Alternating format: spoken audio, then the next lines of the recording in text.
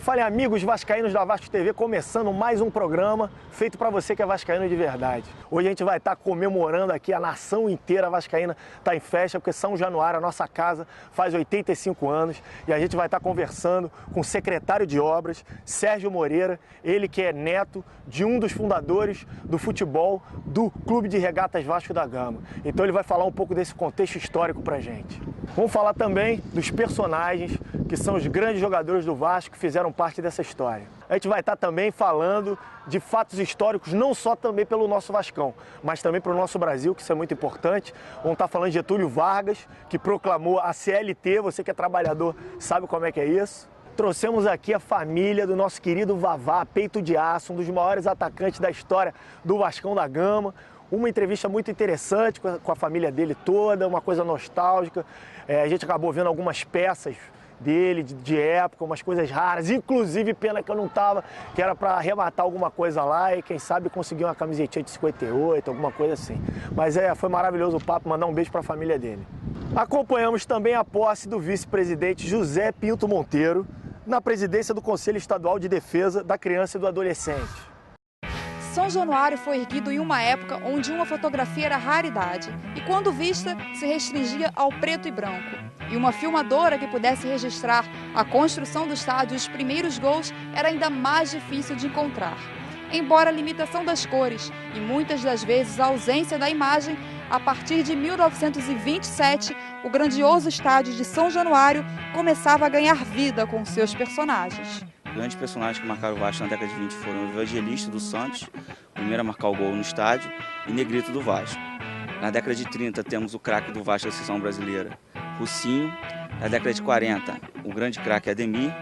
Na década de 50, Vavá, campeão mundial pela seleção brasileira em 1958, fazendo o gol da virada.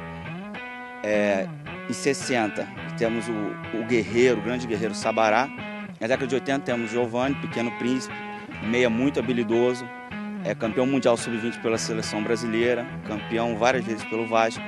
Em 90 temos Edmundo, o animal, que ainda está muito vivo na memória dos vascaínos, teve seu jogo de despedida há pouco e foi um grande craque, ficou marcado por fazer vários gols nos nossos principais rivais. Em 70, vocês sabem, né?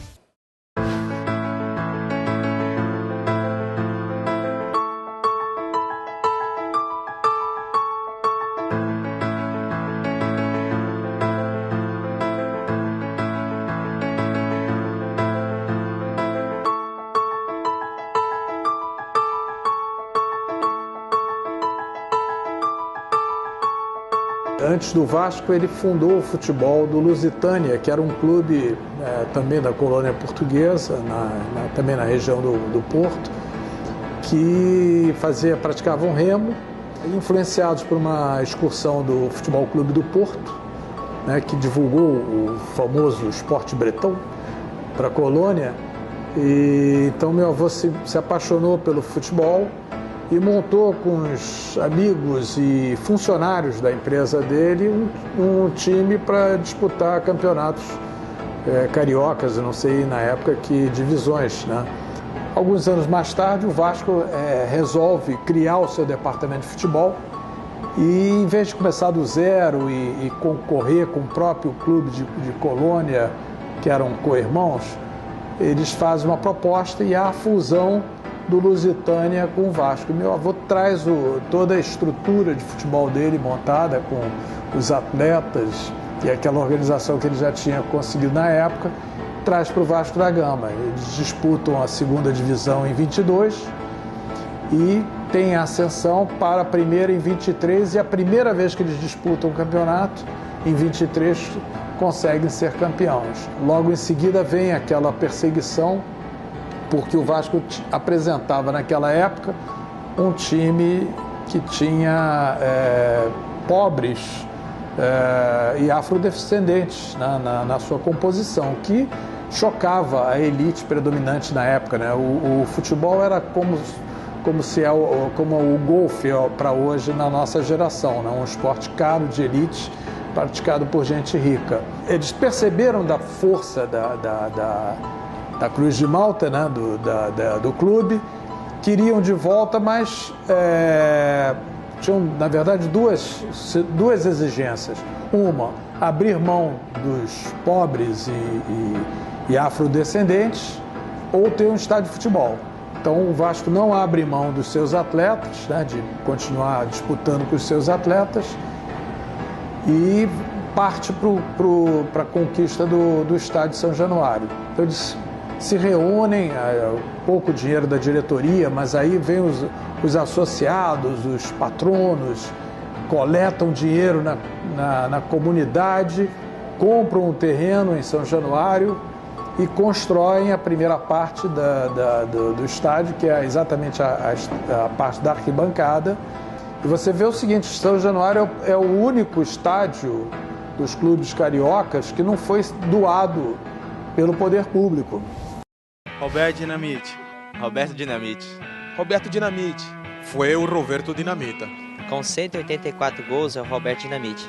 Aqui é a minha casa, em muitos momentos, grandes jogos, e esse setor aqui, que é a baliza, né, com a rede, eu tive a oportunidade de marcar muitos gols aqui dentro do Vasco da Gama, então é motivo de orgulho. Tá em São Januário, um momento histórico para o clube, tá?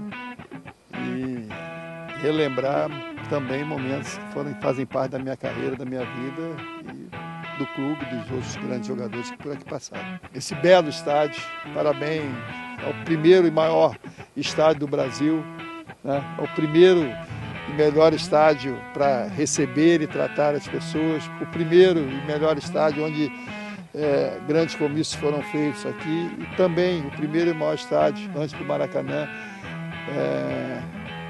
que o torcedor do Vasco comemorou, vibrou, e que eu espero proporcionar, junto com o nosso estádio, a você, torcedor, isso, momentos de alegria, satisfação, de muitas conquistas ainda. Então, vamos comemorar. 85 anos, são poucos, mas o Vasco vai estar vivo dentro do coração de cada um de nós, e a forma de retribuir a esse carinho, o que representa o Vasco, é trabalho, dedicação e muitas conquistas. Parabéns pra você, Vasco, nessa data querida. Muitas felicidades, muitos anos de vida. Valeu, meu Vascão. A gente sempre ouve histórias de grandes dificuldades, né? A primeira era arrumar um terreno, né? Você vê que os clubes eram basicamente na Zona Sul, né? O Flamengo, Fluminense, Botafogo, a exceção do Bangu, que tinha a sua sede lá junto à fábrica, né? Então, o esporte de elite do futebol tinha que ser na Zona Sul, e não tinha espaços disponíveis, dinheiro suficiente para isso. Então, eles buscaram alternativa ali na região de São Cristóvão, São Januário, porque era até um bairro tradicional português. Então, sempre a história da cultura, da tradição, da raiz, sempre prevaleceu em relação às decisões do Vasco, né? E aí a história de grandes sofrimentos, a falta de dinheiro, como é que se organizava, essa era que fica na minha memória, muito criança, ouvindo essas histórias que o meu avô contava. Um clube que quebra esse preconceito, né, social e racial, né, naquela época, ele se demonstra como o clube mais presente, até politicamente falando, porque ele estava disputando o esporte, fazendo do esporte uma bandeira de luta de igualdade, dizendo que aquele esporte tinha que ser quebrado, a elite do esporte, o esporte tem que ser socializado, tem que ser disputado por todos. É o conceito do próprio esporte, né? Então isso virou uma marca registrada do Vasco, especialmente naquela época. E você vê que todos os grandes fatos políticos da época se tornaram ali, até porque São Januário passou a ser o maior estádio da América do Sul, né? Durante até 1950, até o Maracanã, até 49, São Januário era o maior estádio. Então os grandes eventos aconteciam lá, primeiro pela sua capacidade, segundo pela sua tradição política histórica, até chegar o famoso 1º de maio de Getúlio Vargas, assinar o ato lá, enfim, a CLT. Então era o palco adequado e ideal para qualquer evento desse porte. É a materialização daquele todo ideal, né? Você vê que até hoje ele é respeitado como um espaço importante. Eles conseguiram conciliar um equipamento esportivo com uma bela arquitetura. O estádio pelo lado de fora é maravilhoso, atualmente está se modernizando.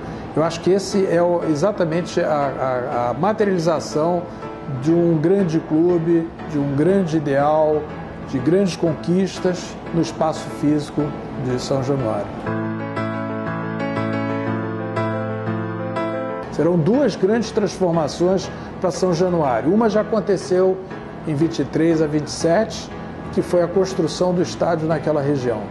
E a segunda será a elevação desse estádio à categoria de estádio olímpico e todas as transformações urbanísticas que vêm por trás disso. A história do Vasco, a localização de São Januário pode superar alguns obstáculos. Os Jogos Olímpicos têm que produzir benefícios para a cidade, né? Então, nesse caso, São Januário, como um bairro que precisa de receber investimentos, ele ficaria como um grande exemplo de legado. Bom, Vasco TV, um abraço a todos, uma honra estar aqui sendo entrevistado, contando um pouco da história do time, do meu avô, do bairro, do estádio. E lembrando, nós somos o Clube da Virada, o Clube do Amor, e temos a história mais linda de clube de futebol, clube esportivo para se contar. Esse é um orgulho que ninguém nos tira.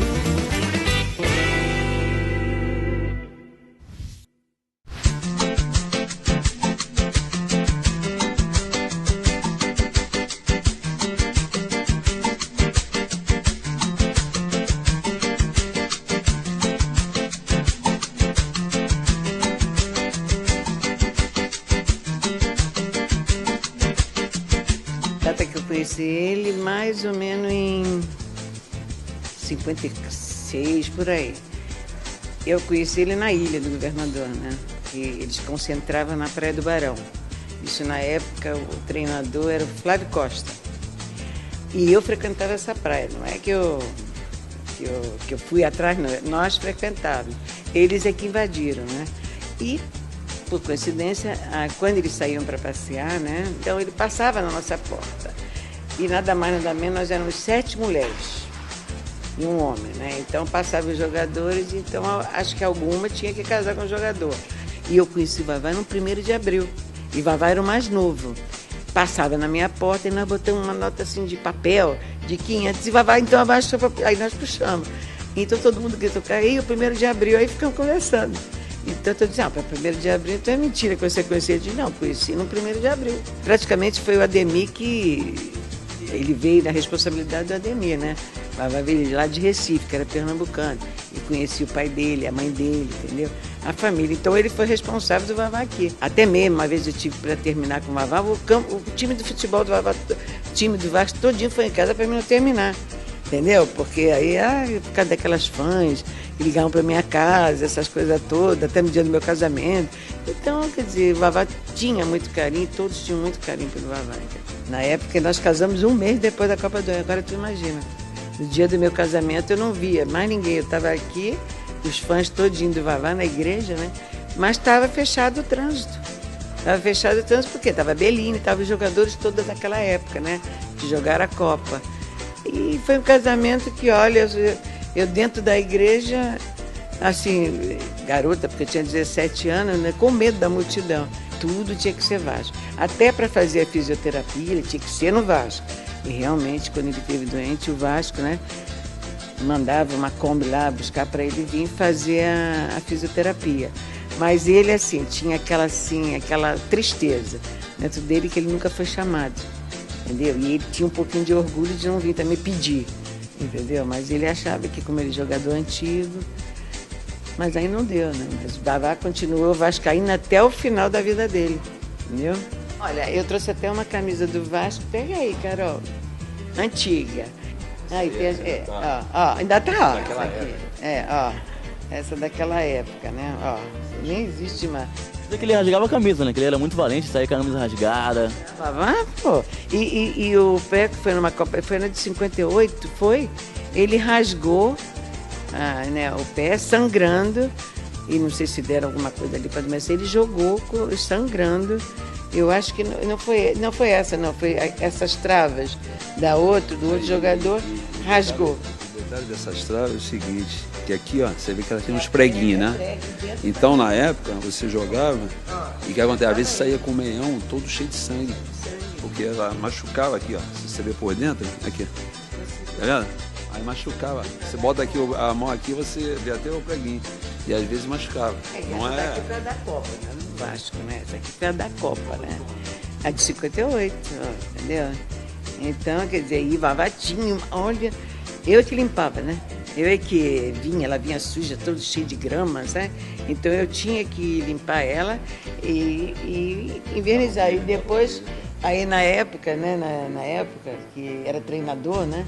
Aí eram os filhos, mas eu na época eu tinha que limpar. O total era as canetas, né? Que as canetas tinham que estar boa para escrever bem no campo, né? O Vasco sempre teve em sua história uma preocupação muito grande com as crianças.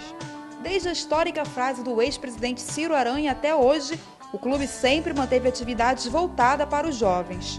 E na manhã da última quarta-feira, o clube deu mais um passo para buscar o melhor para as crianças. O vice-presidente de Responsabilidade Social e Esportes Olímpicos do Vasco, José Monteiro, foi eleito como presidente do Conselho Estadual de Defesa da Criança e Adolescente do Rio de Janeiro. Após a posse, o mandatário Cruz Maltino ressaltou a importância deste cargo. Essa é mais uma etapa da história do Vasco, né? O Vasco tem esse perfil de ser um clube socialmente responsável, um clube que tem uma trajetória toda voltada para o desenvolvimento humano. E essa eleição aqui foi uma eleição difícil, porque eu penso que esse é o primeiro clube sócio-esportivo que chega num ponto desse, de presidir o órgão mais importante de um estado muito importante como é o Rio de Janeiro, com relação às políticas públicas de garantia de direito de criança e adolescente. Isso tem todo a ver com o Vasco, né? Com a história do Vasco e com o perfil que o Vasco tem hoje. Quer dizer, nós hoje, no Vasco da Gama, eu como vice-presidente de esportes olímpicos, eu tenho tentado buscar, de todas as maneiras possíveis, uma parceria com municípios da área metropolitana ou até mesmo do interior, que tenham muita dificuldade de desenvolver o esporte através de uma política organizada como nós temos no Vasco. A posse do diretor vascaíno foi realizada durante a abertura da 8ª Conferência Estadual dos Direitos da Criança e do Adolescente do Estado. O evento contou com a presença de alguns diretores do clube e do presidente Roberto Dinamite, que aproveitou para elogiar o trabalho realizado pelo Monteiro. Sem sombra de dúvida, essa é a preocupação do Vasco no que diz respeito à criança ou adolescente, de trabalhar isso de forma eficaz, eficiente. E acho que o Monteiro hoje, vindo para essa pasta, ele pode dar uma contribuição não só aos vascaínos, mas à população no modo geral, né? Então, parabéns ao Monteiro de estar assumindo, né, o conselho e com isso poder desenvolver com muita competência, como ele vem fazendo dentro do nosso clube. Antes de Monteiro ser anunciado como presidente do conselho, o presidente da mesa da conferência, o secretário de Assistência Social e Direitos Humanos do Estado, Rodrigo Neves, comentou a importância desta conferência. Olha, a 8ª Conferência Estadual dos Direitos da Criança e do Adolescente é um marco na mobilização da sociedade civil, dos governos, dos 3 níveis, o governo municipal, os governos municipais, estadual e federal, no sentido de estabelecer o plano decenal dos direitos da criança e do adolescente do Estado do Rio de Janeiro. O vice-presidente, o Monteiro, parabenizar o Conselho Estadual e parabenizar todos os que vão participar dessa Conferência Estadual da Criança e do Adolescente do Rio de Janeiro. A chefe da Polícia Civil do Rio de Janeiro, Marta Rocha, comemorou a eleição de Monteiro no CEDCA pelo trabalho que vem realizando e pelo fato de ser vascaíno, já que a delegada é torcedora declarada do Gigante da Colina. E a atuação do Conselho Estadual dos Direitos da Criança e do Adolescente é fundamental nessa interlocução de que o problema da criança e do adolescente não pode ser resolvido com uma única vertente, e sim de uma forma multidisciplinar. E hoje uma alegria um pouco maior, além de ter a honra de estar vindo aqui para o lançamento dessa conferência, para a abertura dessa conferência, encontrar um notável vascaíno, eu que sou uma vascaína declarada, aí então a gente pode dizer uma dupla felicidade estar aqui nesse momento tão importante para o Estado do Rio de Janeiro. A abertura da conferência, que foi realizada no auditório do BNDES, no centro do Rio, foi apenas o primeiro dia. O evento continuará até amanhã, com seminários e palestras a serem realizados em Búzios, na região dos Lagos do Estado.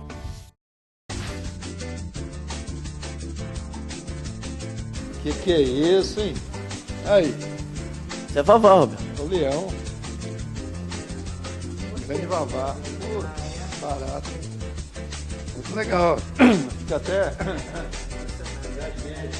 Poucos foram como Vavá? Poucos. Vavá é único. Depois vê o resto. Tive muita inspiração no Peito de Aço, um Leão da Copa. É claro. Um grande goleador, um grande finalizador. E eu, quando comecei minha carreira, eu era só finalizador.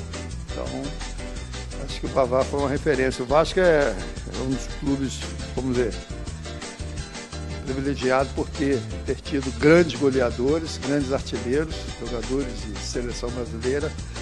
O Vavá simboliza isso, né? Um grande artilheiro que foi, um jogador importante. Copa de 58. Prego a esteira.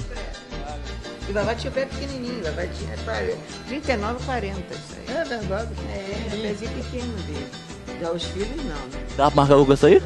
Tô jogando mais, né? Passar mais aqui, vou pegar, ó. Aí. Um dos maiores artilheiros do Brasil, artilheiro de Copa do Mundo, artilheiro do Vasco. Isso é que fica. É o peito de aço, aquele. Ó. É muito legal. Vavá.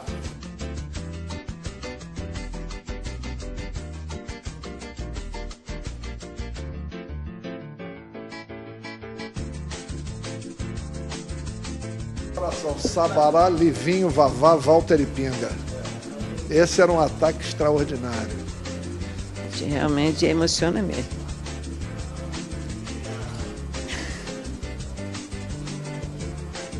Tanto que quando ele foi campeão, aliás, campeão não, ele foi reeleito, né? Há pouco tempo eu estava fazendo quimioterapia, radioterapia. Tanto que eu conheci até um diretor. E eu fiquei emocionada, entendeu? De pelo menos um jogador, como eu te falei, né? De entrar, né? Como o que o Vavá queria ser, ele tá feliz sendo o Dinamite. E vocês que não eram nascidos na época, pelo menos vão conhecer uma pessoa que foi para a Copa do Mundo e também representou o Brasil lá fora, né? Ficou na história, né? Estou feliz. Obrigada a vocês, né, por fazer essa reportagem. E com o dinheiro que eles venderam Vavá para a Espanha, que eles reformaram a piscina, fez a Olímpica, que não era. Naquela época não era, entendeu? Quer dizer, por isso que eu digo, olha o tempo que tem, né? Mas eu estou feliz mesmo, realmente. Foi maravilhoso, né? Vocês trazerem aqui.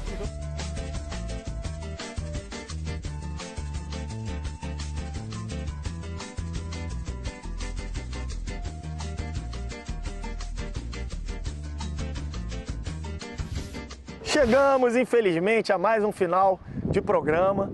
Toda quinta-feira, nosso encontro marcado no Esporte Interativo, às 20 horas da noite. Perdeu o programa por algum motivo? Acessa lá o YouTube no nosso canal, esse enderecinho que está aparecendo aqui. Inscreva-se para estar recebendo as novidades do Vascão. A Vasco TV é um canal diferenciado para você. Todas as outras televisões mostram coisas, mas que não são as mesmas coisas que a gente mostra aqui, porque a gente aqui está nas internas, a gente é Vasco, meu amigo. Então, muito obrigado pelo apoio nas mídias sociais, Facebook, pessoal do Twitter, todo mundo aí. A gente precisa desse toque de vocês, conselhos, críticas, tudo isso faz com que a gente seja cada dia mais forte e tenha um programa melhor e mais preparado para você que é vascaíno de verdade. Valeu, rapaziada. Semana que vem estamos aí. E o que você já fez pelo Vasco hoje? Faça alguma coisa pelo Vasco todos os dias. Isso aqui é Vasco, meu amigo.